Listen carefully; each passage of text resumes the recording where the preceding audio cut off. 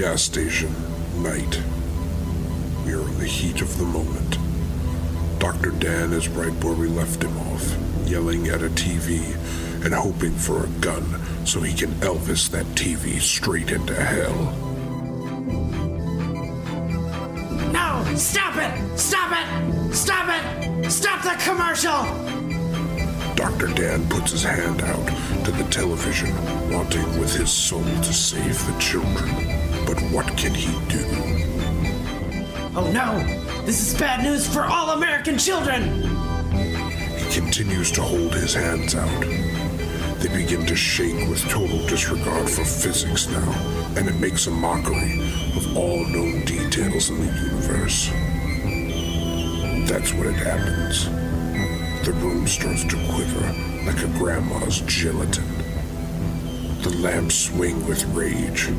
The TV, well, it starts to fizzle, static itself into a frenzy. In his mind's vision, Dr. Dan can see the children of the world. Some are white or black. Some are maybe Asian. Others are definitely Asian. They are wearing the masks. Those pure, evil masks. Dr. Dan shows his emotions out of his eyes. Take them off! All the children! Take them off! He sees the kids again through Stevie Nicks style crystal vision. The commercial is starting to get staticky and, in some opinions, bullshitty. The kids get impatient and take off their masks so that they can fix their old TVs that aren't even flat screens and are very heavy, probably heavier than most regular children. The parents are also annoyed because Oscar said he'd replace those tubes in the TV, and now they'll have to take it back to this cruddy, cat pee smelling repair shop. Damn it! Yes, that's correct! Take the mask off and eat your dumb candy, you little fools! I'm trying to save you over here!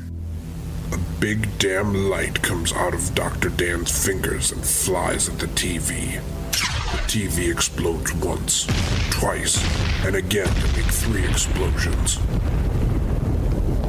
The kid that's been sitting in front of the TV has been too stupid to move, and he's impacted by TV shrapnel. Tough for him, I guess. Dr. Dan can't believe what the hell just happened. He looked upon his fingers, which are sizzling in an unappetizing way. He then realizes that kid is injured and saunters over to him. Little child, are you injured badly?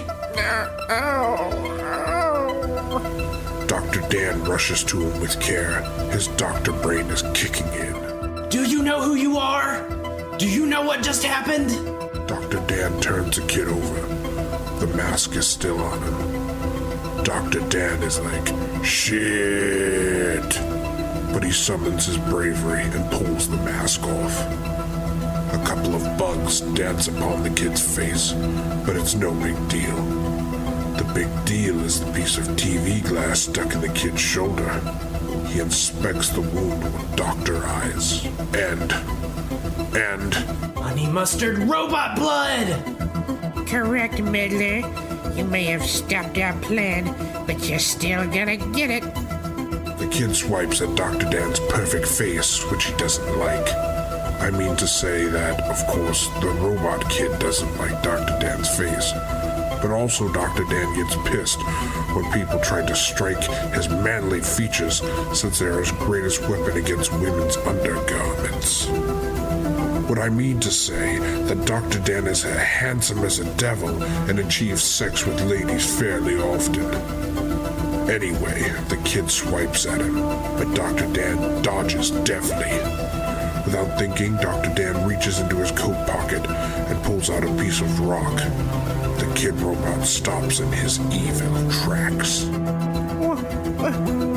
What are you gonna do with that? Robots of any age don't usually show fear, so this is an interesting thing. What are you talking about, robot kid? That rock, what is it? Where did it come from? Dr. Dan looks at it. It glows with power and so menace, he realizes where he's seen it before. Dr. Dan pauses for dramatic effect, then, realizing that the rock is actually what gave him his magical sizzle fingers to kill the TVs of America, he lifts it into the air. It's a witch rock from Stonehenge that will kill you! Needless to say, lasers engulf pretty much everything. Dr. Dan yells with power. The kid satisfyingly explodes a honey mustard orgy. Oh man, he looks upon the exploded body of the child. Gee, I hope my kids aren't dead. Then the gas station guy comes barging in like a lunatic. Oh noes, that kid exploded on my hot pile carpet. Quiet, you turd of a man! Why are you just now appearing when I've been zapping things for like 20 minutes? You're right, sir. I was busy. Are the Marines handling the situation? Something like that. Saxophones blather their sleazy song. The audience knows some steamy stuff is about to go down. A lady steps in. She's wearing a tank top and cargo pants, which she pulls off okay, I guess. She has an army helmet on too, because safety is #1 priority. Plus, my dad has one we can use. She removes the helmet and her hair pours out. The audience's eyes are barrels flying off Niagara Falls. And Niagara Falls is her hair. I'm MorganStadler.com. I handle snafus and foo bars for breakfast. But it's time for lunch, Mrs. Stadler.com. Then I guess we're having turkey. Oh, mommy! Dr. Dan approaches Morgan like a winter's chill. It has been a good amount of time for him to grieve over the hot little number, Ellie, who, in a surprising dick move, became a robot and tried to kill Dr. Dan. Dr. Dan moves to Morgan. Morgan is very aware that Dr. Dan is coming for her body. And it's MissStadler.com. My husband died in a cowboy accident. It's a tragedy to hear those words. I bet it is. You're a walking ding-dong. The gas station attendant runs in fear. He hates confrontation. Easy, girly. Maybe we should keep our brains on these witch problems.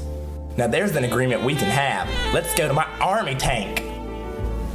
Fade to black.